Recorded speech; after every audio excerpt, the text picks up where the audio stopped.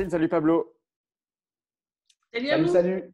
J-3, les Français ont peur, la France a peur. De quoi on parle aujourd'hui? On parle des indécis. C'est un peu la petite musique qui monte, mais c'est vrai qu'il y a quand même beaucoup de sondages qui le révèlent. Beaucoup de Français, même jusqu'à 50%, presque un électeur sur deux, se dit indécis sur le choix de son vote dimanche. C'est un sondage, donc c'est pas un sondage d'ailleurs, c'est une étude de la Fondapol et qui révèle aussi que 55% des électeurs seraient sûrs certains de leur choix. Ça fait quand même un réservoir de voix de 14 millions d'électeurs. C'est beaucoup, non? Est-ce que c'est là-dessus que va se jouer l'élection présidentielle? En tout cas, est-ce qu'elle peut être là, la surprise, finalement? C'est assurément 14 millions, il y a de quoi tout basculer, tout bousculer. Alors, ce qui est notoire dans ce qu'on lit un petit peu, c'est qu'en fait, les indécis, ils ne sont pas indécis sur tout. On n'hésite pas entre voter Jean-Luc Mélenchon et Valérie Pécresse. Donc, les indécis sont dans des grands pôles. Il y a les indécis à gauche, les indécis entre Pécresse et Macron, ou Pécresse, je ne sais pas quoi, Pécresse. Oui. Et puis après, les indécis à l'extrême droite. Oui, ils sont indécis dans des pôles. Ceci étant, oui, c'est ça. Non, mais ce que je veux dire, c'est que c'est pas une indécision. C'est pas que les gens n'ont plus du tout de repères politiques, qu'ils savent absolument plus ce qu'ils pensent. C'est que ils hésitent entre différentes offres qui sont pas forcément hyper claires, hyper identifiées, leur penchant naturel ou leur histoire, et puis l'idée de voter de façon efficace. Donc c'est un peu ça que l'on voit. Enfin moi, ce que je comprends, notamment la grosse étude qui n'est pas celle de Fondapol, mais celle du Monde, Ah oui, celle du Monde, avec ouais. le Cevipof, où ils ont enregistré, ils ont suivi comme ça une cohorte de 15 000 personnes, je crois, pendant un an et demi, et ils peuvent voir qui était sûr de son vote, ne l'est plus, face à l'abstention. Ce n'est pas simplement d'ailleurs de l'indécision sur pour qui je vais voter, c'est aussi des fois de l'indécision sur est-ce que je vais voter. Alors maintenant, je pense que ça va se serrer sur pour qui je vote, mais voilà, les indécisions, elles ont même été sur la participation au vote, et elles ont changé sur ce terrain-là. Pablo, ça peut être Ouais, l'espoir de Jean-Luc Mélenchon, ce vivier de gens qui ne savent pas encore, notamment à gauche, pour qui voter. On voit chez les électeurs de Jadot, d'ailleurs, dans les sondages, ils expliquent que près de la moitié ne sont pas sûrs d'aller voter Jadot. Ça veut dire que ça pourrait faire un petit report pour Jean-Luc Mélenchon, le mieux placé à non, gauche mais pour c'est battre l'extrême certain. droite. Oui, oui, non, mais Pour c'est Macron, certain hein, que. Ou pour Macron, Ou oui. pour Macron, ou pour Le Pen. En fait, c'est vrai, tu as raison que Macron, il chevauche un chute. peu l'espace de la gauche. Ouais. Non, mais il chevauche aussi l'espace de la gauche, Oui. dans les grands espaces. Non, mais en tout cas, on va dire que les trois candidats en fait qui sont en tête dans les intentions de vote peuvent bénéficier en fait du vote de ces indécis de façon relativement égale par ailleurs. Non, ce que je trouve intéressant, c'est revenir sur quelque chose que Catherine avait dit dans un débrief précédent. C'est l'absence en fait d'identité entre une identité politique d'un côté, c'est-à-dire des gens qui vont se reconnaître ou bien dans le socialisme, ou bien dans l'écologie politique, ou bien même dans le communisme, et qui pourraient aller voter pour un candidat qui n'est pas le candidat de cette identité politique. C'est-à-dire qu'il y a une désaffiliation totale, c'est-à-dire que tu as des écologistes, comme tu l'as dit tout à l'heure, qui vont aller voter pour Jean-Luc Mélenchon, tu as des communistes qui peuvent faire le même trajet, et en fait, tous ces gens-là, leur vote va se cristalliser dans la dernière ligne droite. Parce que, alors là, je parle de la gauche principalement, au sens large, mais c'est parce qu'en fait, il y a quand même le danger de l'extrême droite. C'est ça, à mon sens, qui à gauche, en fait, favorise l'indécision et surtout favorise aussi un peu l'embrouillamini. C'est-à-dire que il va être compliqué, à mon avis, au sortir du premier tour,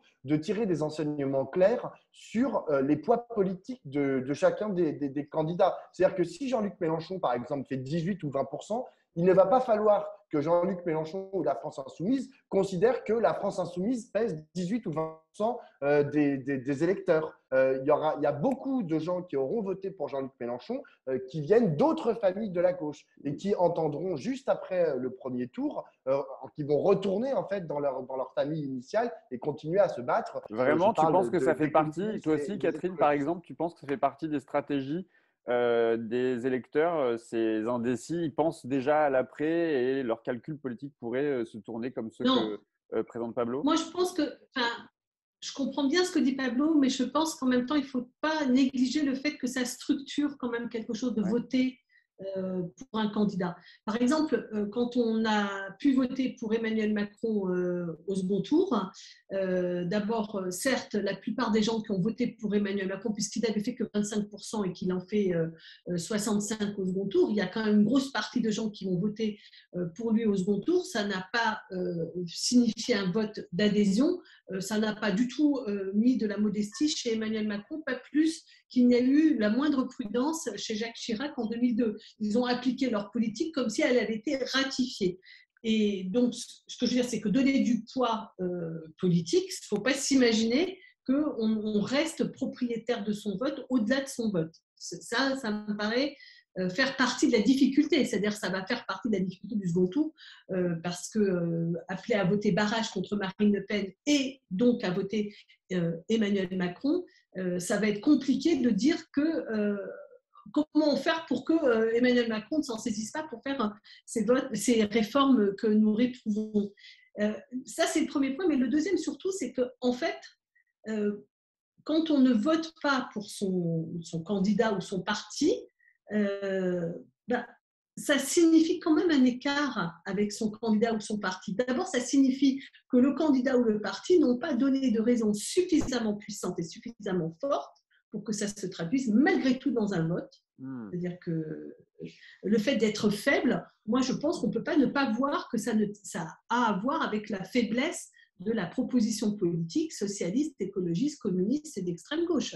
Enfin, les 4 familles qui constituent la gauche en dehors des insoumis, ils ont eu du mal à imprimer par leur discours et leurs propositions. Ouais. Et par ailleurs, certes, tout le monde ne devient pas insoumis en votant Jean-Luc Mélenchon, mais c'est quelque chose qui va structurer la vie politique. C'est-à-dire, ce n'est pas vrai qu'on va prendre une éponge et qu'on va dire bon, bah, tout ça, c'était le premier tour, mais maintenant, on revient à la situation hantée. Ouais. Voilà. Moi, je suis pas du tout d'accord. C'est pas nul, c'est pas neutre Non, le vote. mais moi, je suis pas du tout d'accord avec ce que tu viens de dire, parce que, à mon avis, l'adhésion, par exemple, à Jean-Luc Mélenchon, enfin, les gens qui vont voter Jean-Luc Mélenchon le font avant tout parce qu'il y a une dynamique sondagière en faveur de Jean-Luc Mélenchon. Pas parce que le discours de Jean-Luc Mélenchon serait vachement plus puissant ou cohérent que celui, par exemple, pas ce que j'ai dit, de Pablo. Philippe de Fabien Roussel.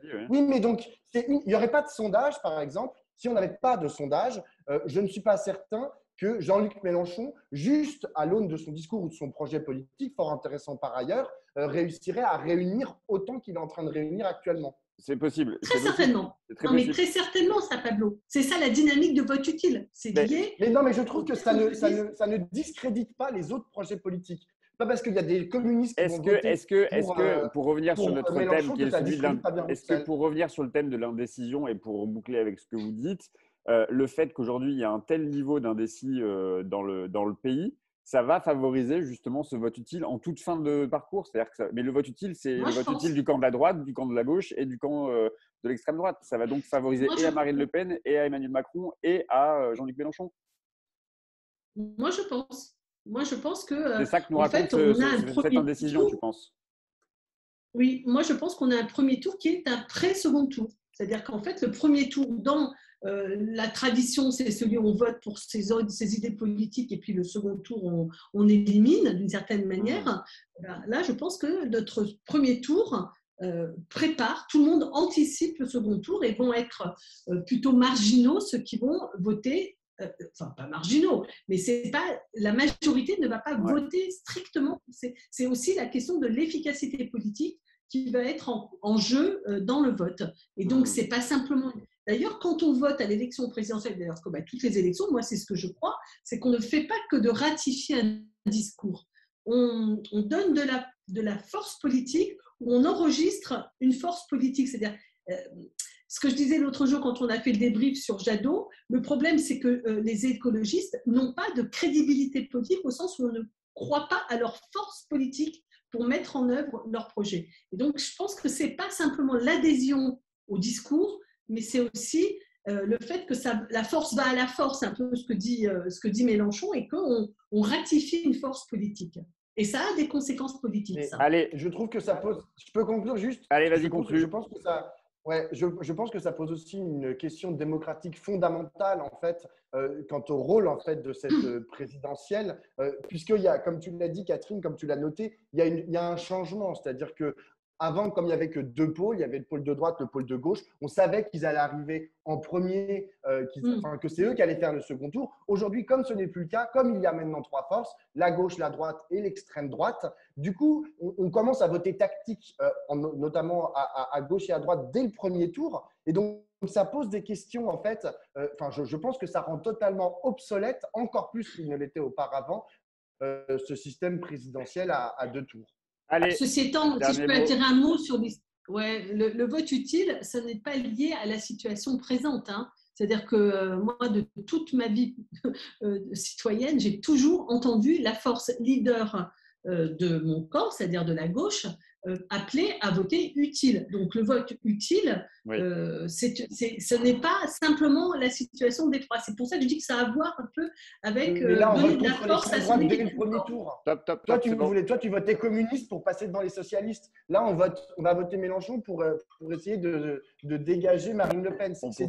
On va poursuivre demain. On donne rendez-vous demain. On fait un gros débrief. On annonce à ceux qui nous suivent et on les remercie. Que demain, on va faire un gros débrief pré-week-end, puisque dimanche, on en parlera demain. On a un dispositif pour la soirée électorale. Alors, à demain, J-2. Et d'ici là, cessez d'obéir. C'est un ordre, c'est ça? Ah oui, c'est vrai. Allez, à demain. C'est l'affiche qui est dans mon agence. Ciao.